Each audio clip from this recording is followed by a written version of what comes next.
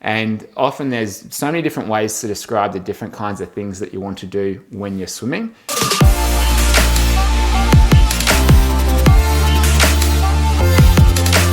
One thing that you will have seen in our videos over the last couple of years is I talk a lot about posture and head position.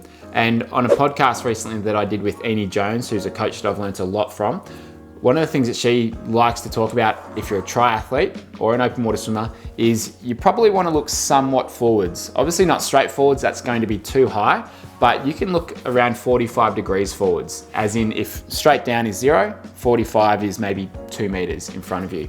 You still want to keep a neutral neck and spine. Neutral as in straight, you don't want a big kink in the back of your neck. It can impact your core, but you want to look somewhere forwards. Now, a couple of reasons for that. The first one is it's going to give you much better awareness around what's in front of you. And if you're swimming in the open water and your head is straight down, you're not going to know what's coming up in front of you. Obviously, you'll be sighting. Yes, you can see what's happening there, but in general, you don't have great awareness with it. And it can be much easier and much more helpful to know roughly what's in front, whether there's other swimmers, whether there's rocks or things coming up. So looking slightly forwards can help you with your awareness in the open water. But the other thing that can help with that as well is it can help you sit up a little bit higher in the water. So if your head's completely submerged, if it's all the way under the water, for most people, I find that's too deep. You want to keep the top of your head, your crown of your head above the water, looking maybe 1 or 2 meters in front, keeping the neutral neck and spine. And the way I like to teach it is feel like you're lengthening through the back of the neck, like you're being pulled up from above, like there's a piece of string through your neck and through your spine, and it's lengthening you out through there. That's going to sit you in this tall and proud posture that will allow you to use those stronger muscles through the back and through the shoulders. And another thing that Amy mentioned on the podcast that I did with her recently, and I'll put a link below to our podcast if you haven't subscribed to it yet.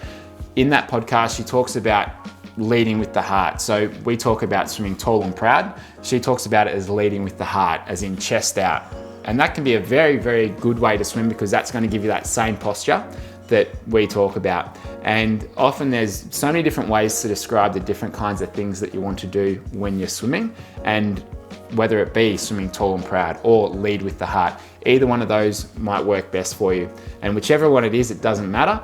But as long as you find that posture where you feel strong and you sit nicely in the water, where hopefully the shoulders are sometimes out of the water and the top of the head's out of the water. Because if you're trying to swim completely underneath it, that can feel a lot harder. And I'm not a big fan of the term swimming downhill because sometimes it really that's not how it should feel.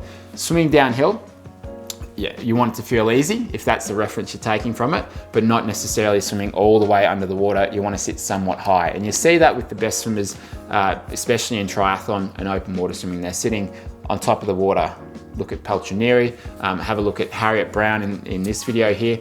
They sit somewhat high in the water. And that's where I find, especially if you're just doing triathlon, you're an age grouper, then you don't want to be swimming so deep because it's going to make it a lot harder to do, a lot harder to swim and maintain your pace. So they're just some of the things that can help you in terms of your posture and your head position, and it can give you much better awareness in the open water if you find at the moment you're looking down too deep. And sometimes a question that I get from people is, well, doesn't your head position determine what happens out the back of your body? To a certain extent, it does. You need to press down with your chest and your head a little bit. Obviously, you can't be sitting up too high because it will drop the legs, but your hips and your legs aren't determined purely by your head position. Somewhat, yeah, a little bit, but it really comes down to what are your hips doing? What's your core doing? And are you engaging your glutes? It comes down to what's happening below that, only to the point obviously where there's still that little bit of downwards pressure there. But your head isn't the only thing that impacts where your legs are and where your hips are at the back. So that's why we don't want to be looking so far down that the head's completely submerged. I'd like to know your thoughts below, so let me know what you think of that. Is it something that you currently do in your swimming? And what have you found by changing your head position? Because it really is a lever that you've got to improve your body position and improve your posture.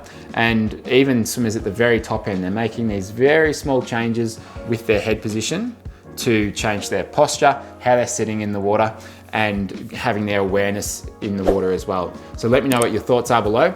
Looking forward to seeing you next week. Make sure you like and subscribe if you haven't already, and I'll catch you next week with another video.